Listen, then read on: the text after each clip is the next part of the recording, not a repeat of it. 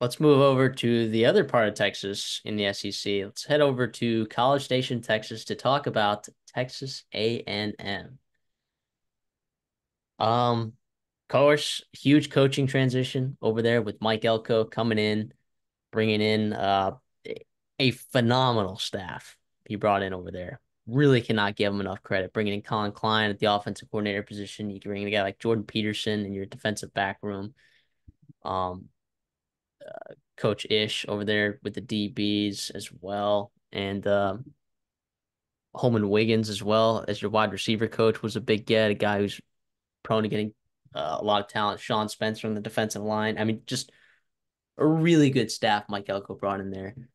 And despite, all of the people, all of the really good players that left in the transfer portal, aka Evan Stewart, Walter Nolan, Fadil Diggs, um, Max Johnson. Jard, Max Johnson, Jordan Gilbert, Jacoby Matthews. I would say Jake Johnson, the tight end. That's a and I love Donovan Green coming back, but Jake Johnson was a good player. He started flashing too in his year two. I think they got enough there in that room. And we'll talk about it, right? So let's talk about the quarterback room, which we made a video about it. Um, and people are going to disagree with this, but this is one of the best, deepest quarterback rooms in college football. Like, not a lot of teams have the luxury of having three quarterbacks that they feel really good about. Like, really good. Like, any three of those guys can go out there and win you some games in the SEC. No, I'm with you. And you're bringing in a talented quarterback, young kid, right? And Miles O'Neal. Not that you're gonna want to rely upon him this year, but in terms of the future of that, listen, you and I and some others, we've been driving the Connor Wigman hype train for a while now, going back to even last year. Obviously, the injury against Miami, that was unfortunate. Really, really sad to see because he was so talented. Because you started to see him, really progress and make some nice plays. We know the talent's there, and I don't even consider him injury prone. I think you've kind of been on that train as well, where it's like a little bit of a myth, right? And I think it's a little bit of public notion that's kind of miscued because he's been hurt a little bit. But yeah, He broke his foot. It's a clean break, by the way. That doesn't mean you're injury prone, right? And then he had a concussion on a cheap shot in high school in a playoff run, like on a goal line, whatever. It was like, guys, he's not injury prone, all right? Like, so we can stop pretending like he is. can I ask how excited are you about pairing a guy like Colin Klein and what he can do offensively with Connor Wigman? It it has the potential to be really good. And we'll talk about this with their schedule. The floor is, I think, substantially lower than fans I think would like to admit, but the Hmm. ceiling, like, I don't mean like the floor, like that's where like it is. Like I mean like the rock bottom. Like rock bottom is lower than I think fans would like to admit, but also the ceiling. The ceiling is like going to the college football playoffs, competing for an SEC championship spot because of the way that that schedule works out. And Colin Klein, look, people knew like there was a lot of pressure on this offensive coordinator hire, and Mike Elko took his sweet time with it, right? Bringing in Colin Klein to help with an offensive line that struggled big time with it was a big deal, right? And the biggest deal I think in the offseason was hiring Tommy Moffitt as your strength and conditioning coach. Because Lord knows injuries have been a serious problem for Texas A&M these last couple of years. Like a serious problem. And bringing in a whole new strength and conditioning coach, I mean, it, I think like over the summer, I mean, you got guys like Donovan Green who got hurt that put on 20 pounds. Shamar Turner put on 30 pounds. I mean, you got guys putting on weight left and right and good weight. And this is the first time in years, and Mike Elko mentioned this at SEC Media Days, that you're going into fall camp with all of your offensive linemen fully healthy, which they have not been able to say these last couple of years. So it is interesting that part. The running back room, I want to look at that as well. Pretty deep here. You're lacking a little bit of the top end talent. You're hoping that that's Ruben Owens this year. And Colin Klein has been typing him up a ton. Former 5-star, number one recruit in the country, right there with CJ Baxter, kind of 1A, 1B. I happen to think that CJ Baxter was actually better coming out of high school, but we'll see with Ruben Owens what he can do. Le'Veon Moss still might end up getting the bulk of the carries. He was really good for them last year, kind of exploded late in the season. They split a lot of time. Amari Daniels is a guy. I don't know. I see him kind of getting phased out of this offense a little bit. They bring in EJ Smith from Stanford, who had a lot of success there. I don't know that he's going to see the field all that much. So they're set in the running back rooms in terms of depth, right? You're not worried about that. In the receiver room, you worry a little bit about depth, and you would like to see these guys take another step, right? You saw flashes from Jade Walker, you've seen flashes from Noah Thomas, you've seen flashes from Moose Muhammad, but it's just flashes, right? Like, how do you get these guys to play consistently at a high level with Connor Wigman? That's the serious question. The guy that I'm extremely high on is Cyrus Allen from Louisiana Tech, who I thought was fantastic. They bring him in.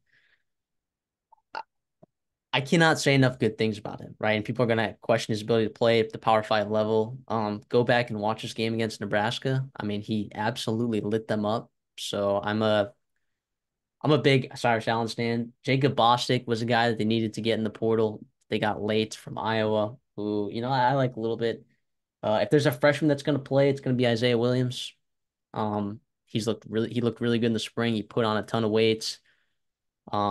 Not a ton of weight, but I think it was like 10 pounds or something just since the end of beginning of summer to now. So that's a guy to look out for, certainly if you're going to think if you want to look someone to look out for in terms of true freshmen taking a step. But yeah, I think the skill positions are pretty good. I wouldn't say it's like an upgrade over last year because it's a lot of the same guys that running it back. In the tight end room, Donovan Green's healthy.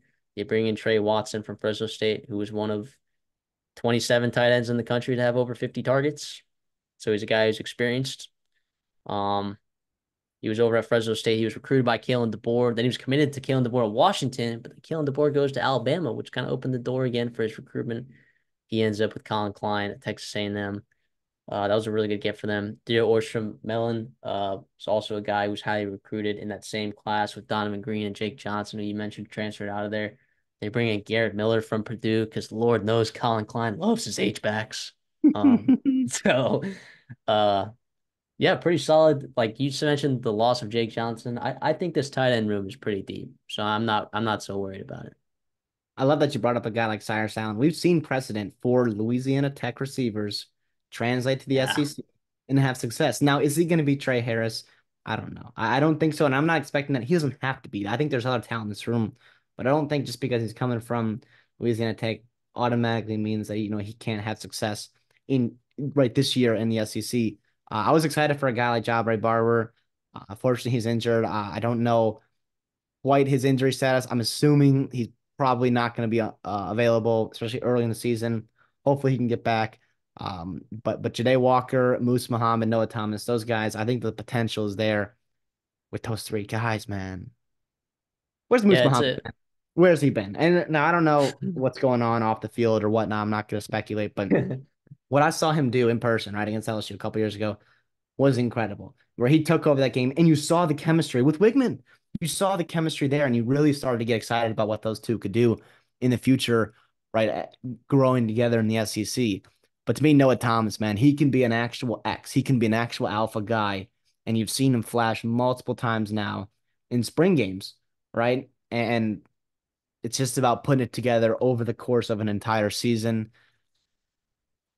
Walker, too, man. He's fun. He was fun to watch coming from D2, right? I was really yeah. impressed with the way he translated Had and some started fitting in. he has drop issues. He does. He's still a really good athlete, and I like him there. I think it's underrated is Cyrus Allen in the spring game. I mean, Connor Wiggins' first pass coming back from injury. Whoop, dart to Cyrus Allen. They were chatting it up. They were pretty much talking like after every possession. I know their team kind of got rocked because Connor Wiggins was, I guess, playing injured a little bit, and Torian York is apparently a terrible GM because Trey Zune absolutely blew him out of the water with his draft of those players because that's how they do the spring game there. But I mean, Scourton just, was having his way. But I want to ask you about a guy like Micah Tease, right? He was a former high recruit that they got a couple years ago, right? In that 2023 cycle. I think he's a really good athlete. I think his explosiveness is something that you might not see in the rest of that room. Is he going to be a factor? How much? I mean, I know Colin Klein likes to do some stuff getting his wide receivers involved in the short to intermediate and even the run game a little bit. Micah Tease, is he that guy or is there going to be someone else? In limited time that I got to see and watch them at spring practice, Micah T's flashed for sure. I thought he looked really good in spring. Again, limited time that we got to see them for, but he's a guy that has to step up, right? Like they don't have a ton of depth at this position. Like, but we're talking about a top three that we know, but we keep talking about that they still kind of have to take their jump, right? And then Cyrus Allen like's got to translate. Like Isaiah Williams, true freshman. Like there's still a lot of like these guys need to take the next step, right? So Micah Tease is, I think, also in that category where he does need to take that next step. And even if he's like their number four, number five, guy on this team, if he can fill in that role, I think he'll be pretty good. Let's look at the offensive line here because I think it's really interesting. Um, it was pretty bad last year. All right, Chase Basantis is kicking down to guard this year, which is good because I think his pressure rate was like 10% or something like that. One in every 10 dropbacks the guy was getting a hand on Wigman or Jalen Anderson. I mean, Lord, you wonder why. This team was getting hurt left and right. But at center, you lose Bryce Foster. I think the team was definitely okay with that. In fact, they let him go, if you will. It's And Naboo time.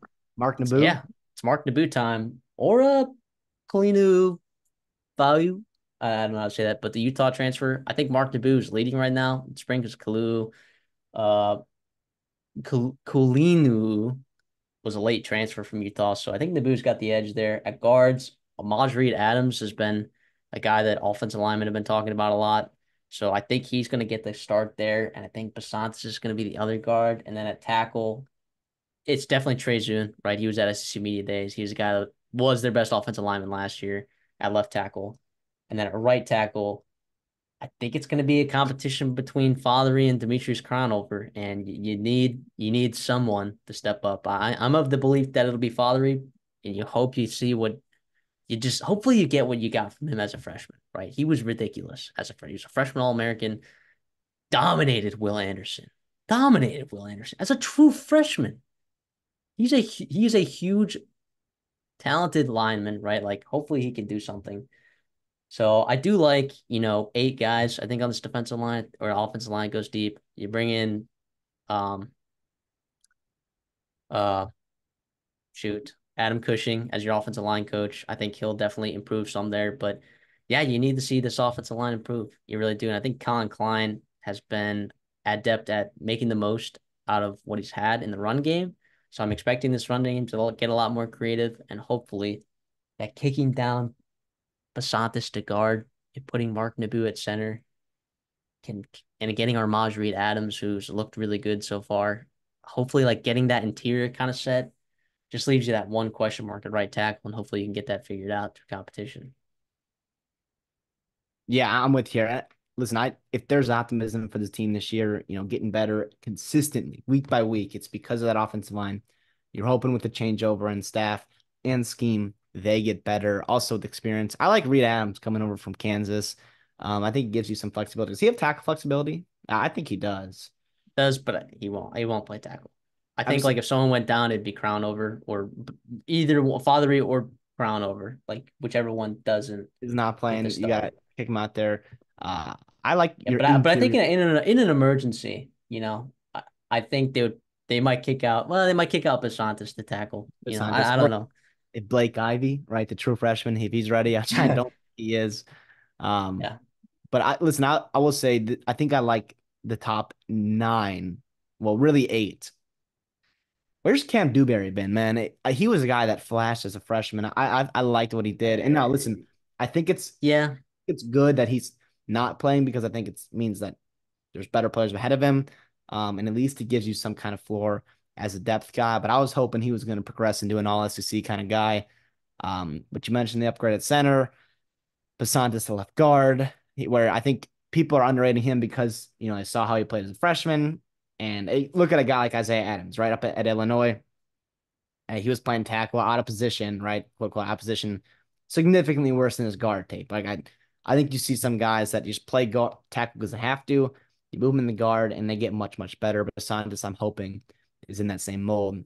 Zune's pretty damn good too. But This He's O line, good. you have to be able to you have to take a step up because Wigman, I know he's not injury prone, but listen, I know you like Henderson. I know you like Reed. I like him too, right? But Wigman gives this team the upside, like you said, to get to the legit college football playoffs. Like they can actually be a playoff team this year if he plays all 12 games and some other things happen as well.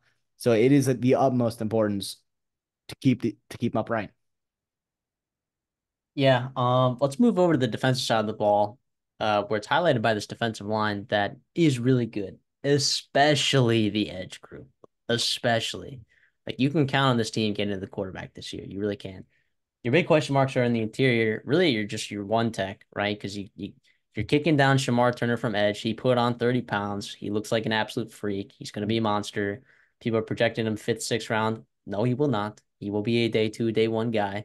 Okay, that's what it is. He's that freakish. The edge group includes Nick Gordon, who led the Big Ten in sacks last year, right? Shamar Stewart, who flashed. I got some buddies that are like, if there was a stat that was like almost sacks, he would lead the nation. He would absolutely lead the nation. Right behind what's his name from Minnesota? John Joyner.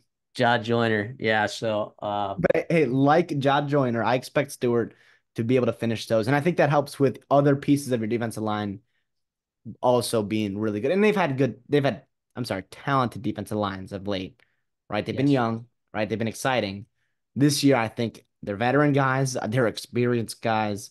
That scheme is better.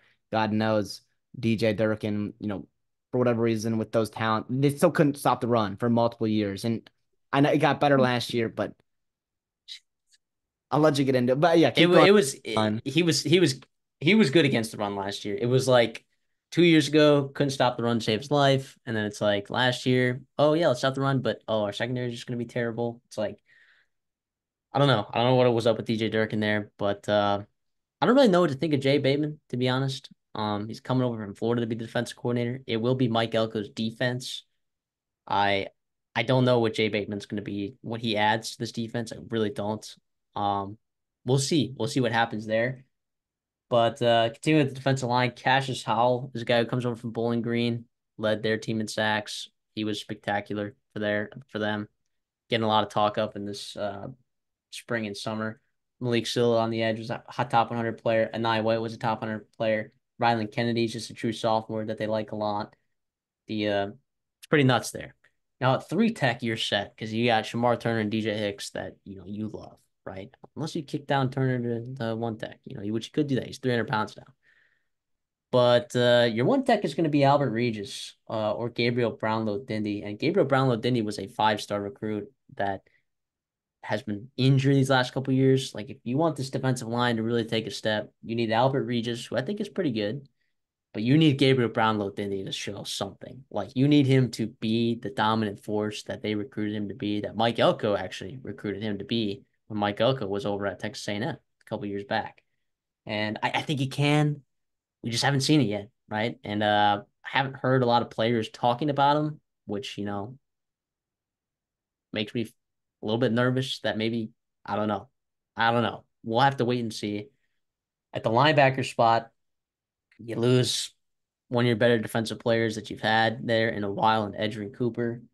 He goes off to the Green Bay Packers in the second round. You're replacing him with a number of guys. You like Torian York at Mike. But in terms of your weak side linebacker, you got a couple athletes to pick from. Scooby Williams, Solomon DeShields, Damian Sanford. I don't know who's going to start. Excuse me. I don't know who's going to start there. My lean is that it's going to be Solomon DeShields. That's my lean. Transferred from Pitt, 58 tackles, good athlete, played star. He was a three-sport athlete in high school. Uh, I think he could be really good at the weak side line. I don't think he's Edge Cooper. I don't think he gets off blocks like he does. I do think he has that kind of speed, though. I think he is that kind of athlete in space. I think Scooby Williams is the same way, but I think Scooby Williams, it's up here. I don't know if he has it up here. So, but we'll see. I think any one of those three guys could end up starting and running away with that will spot. And I think they're going to benefit a lot playing behind that defensive line, which is going to be really nice. And oh yeah, did you have any other comments on the linebacker room? Well, I think it's interesting. I do think, I mean, Mike Elko obviously uh has had success, right, with defenses.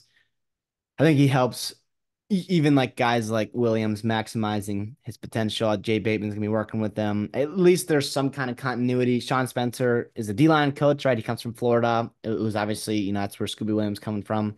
You're hoping there's some kind of continuity, or you know, vouch, right? If there's vouching for, a guy like Scooby Williams, it's like, hey, we need this guy on our team. He's gonna add contribute depth to it, or production to our team. But yeah, you mentioned the Shields is a guy they got after the spring portal, correct? Yep. Or during the spring portal. So he's a guy you went through spring practice. You had a guy, Alex Howard, who was coming over from Youngstown State. He transfers out. He's elsewhere. Obviously Man, I was didn't. high on him, man. That's a bummer.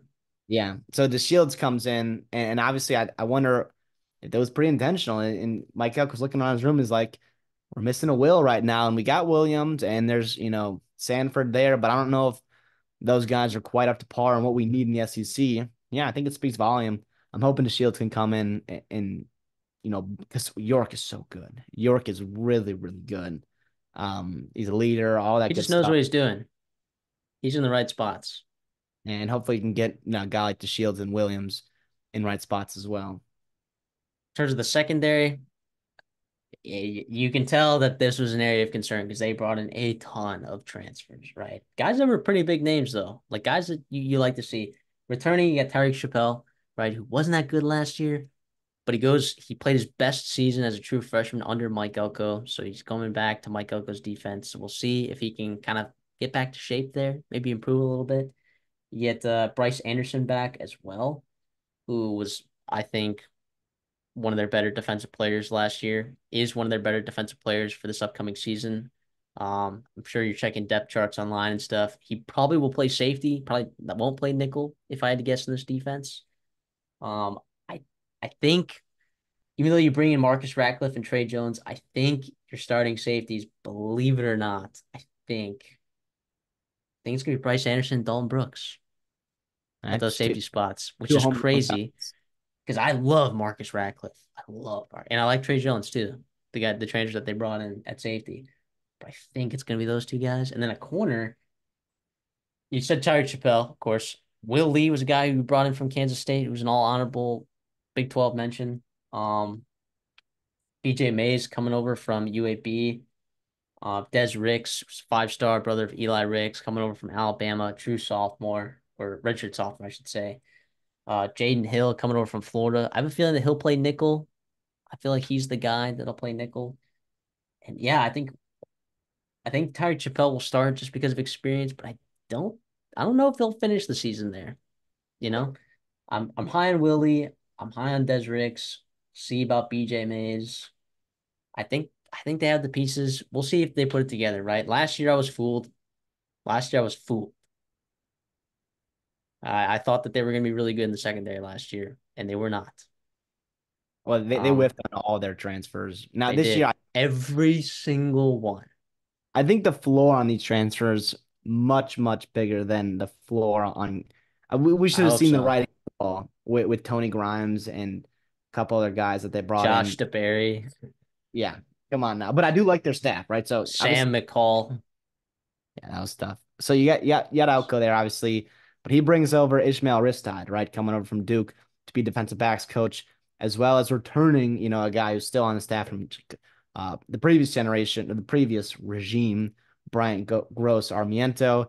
Right, a little bit of continuity there. My question here is Terry Bussey, is he going to play year one? Now you mentioned you've got like guys like Chappelle, you've got Willie, obviously Des Ricks, a lot of experience or recruit talent in that room there in that cornerback room. But Busty, I think a guy that a lot of fans are excited about. He was a big time recruiting win at the end of the cycle, going into National Signing Day.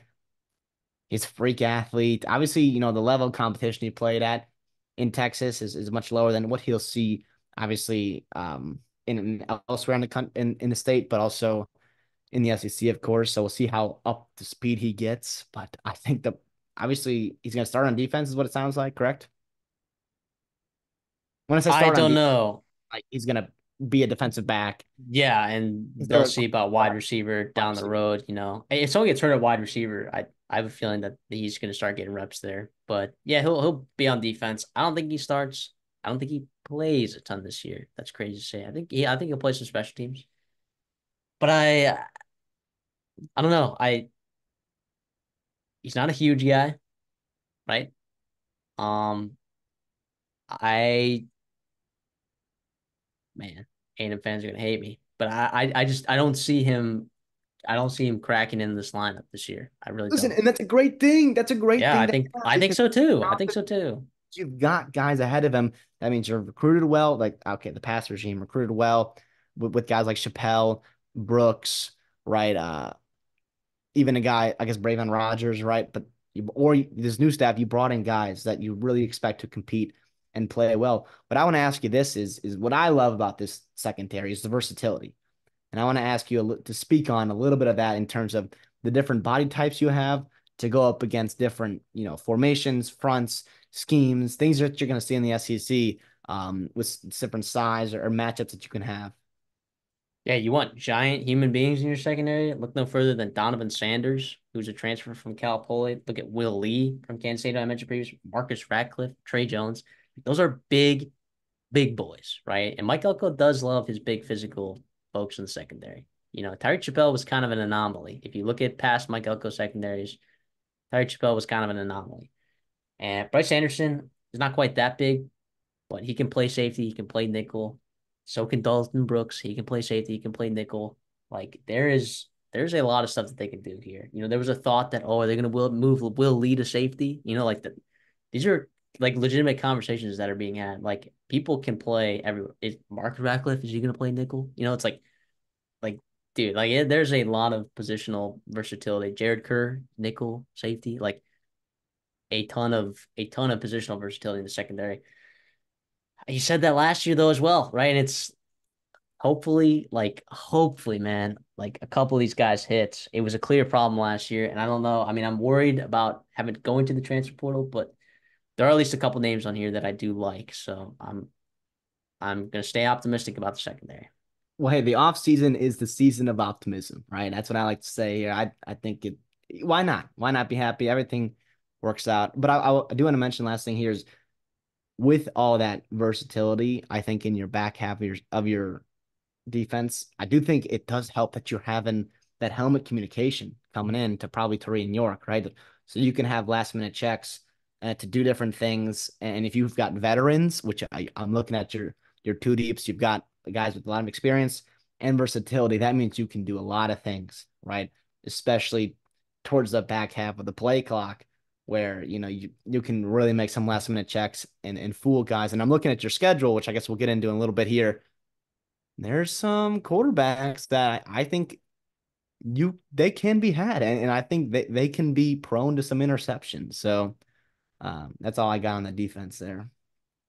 Yeah, special teams wise, all you need to know, they are drastically improving at the punter position because Nick Constantine stunk last year. All right. Tyler White was a very highly rated punter coming out of high school. That dude's got an absolute leg. He's got a cannon. All right. I am looking for that game to improve drastically because you lost some games because of that. Not going to lie, you lost some games because of that, which is crazy. So let's look at their schedule, right? And over in win totals at 8.5. And gosh, like this was a team that was down to their third string quarterback by the end of the year, fourth string quarterback by the end of the year. And they legitimately were in so many games last year, right? Notre Dame at home this year, then at McNeese State, then you go to Gainesville. Pretty scary, not gonna lie. Bowling Green at home, Arkansas, neutral site in Arlington, Missouri at home, bye week at Mississippi State, LSU at home, South Carolina on the road, not gonna lie, pretty scary. Bye week, New Mexico State at home, at Auburn, not gonna lie, pretty scary. And Texas at home. Here's what I'll say about the schedule. All right. Your four biggest games of the year: Notre Dame, Missouri, LSU, Texas. What is the common denominator? They're all at home, baby. They're all at They're home. all at home. Every single stinking one of them. You know what A&M has been terrible at in recent years? Going on the Road road. games. And that is a Jimbo Fisher stat. That's not a Mike Elko stat. However, the floor ceiling with this schedule is significant. I know A&M fans like, look, I would be upset, right? As a Texas A&M, you know, fan, as an employee of Texas Ags. Like I would be upset if they did not hit their over on the win total. Like I would be upset not because Mike Elko should be expected to win 9 games in his first year texting him, but because just like you're so close in so many of these games. Like really only a couple games the last couple of years you were blown out of, right? That would be the Florida game when you had the flu. Like 30 of your players did not dress because they had the flu. Um, and I guess the fourth quarter of the LSU game last year, that by the way you were leading at halftime for. So I don't know. I'm worried because all of these road games in the SEC, except Mississippi State, I'm not worried about that game. But Florida, South Carolina, and Auburn, I'm very nervous about. And that's not including LSU you have to play, Missouri you have to play, Notre Dame you have to play, and Texas that you have to play. Um, I'm gonna stay optimistic. I actually have a ticket for Texas A&M to win the SEC at I think 20-1. I do. I do. Um, just because I think like if they win some of those games at home, right? Like it could snowball and they could end up being a team to watch out for. However, I'm gonna take the under on their win total, under 8.5, because I think these road games, a thing that they've struggled with in the past, like the Florida game, like we talked about Florida earlier, like they're a better team than people think, right? South Carolina is a way, but like that is a team I am very high on. Okay, Auburn, I've already chalked that one up as a loss. Okay, like the week before Texas, like the biggest look ahead game of all time. I mean, Auburn, yeah, sure, they're looking ahead to the Iron Bowl, but I just already know, like, and Wigman has played his two worst games against Auburn. All right, one of them he got hurt, so he couldn't really help it. But up until then, he wasn't playing that well. So I worry about some of those road games, and I think, look, please let's win a road game. They haven't won a road game since Missouri when they won in 2021. All right, they haven't won a road game since 2021.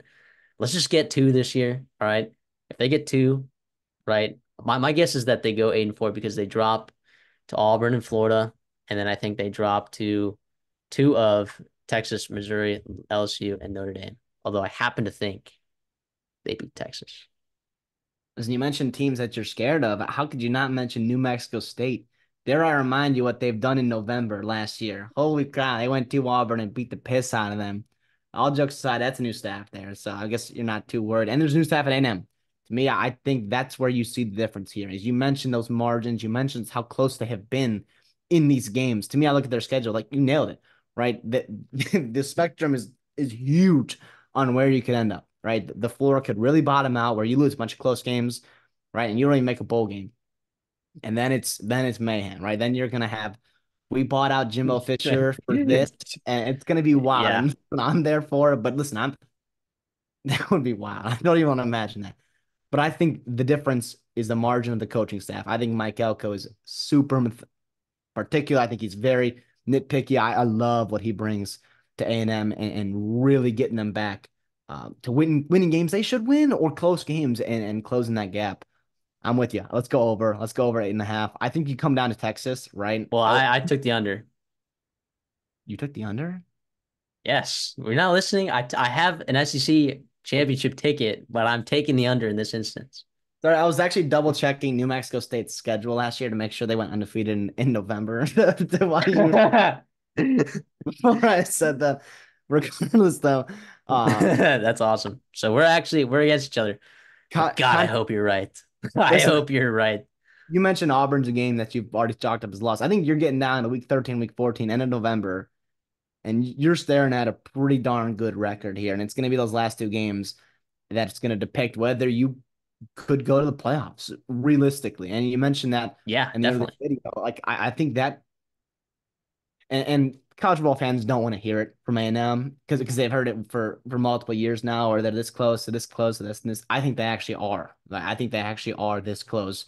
I love the depth that they've brought in the portal. I love the returning talent they brought in. I think the coaching upgrade is significant. The quarterback upgrade, it'll be your best quarterback since what? The first couple weeks of Kenny Hill. Like I don't know. I really Connor Wig could do here. That's So crazy. I don't know. Let's go Aggies and get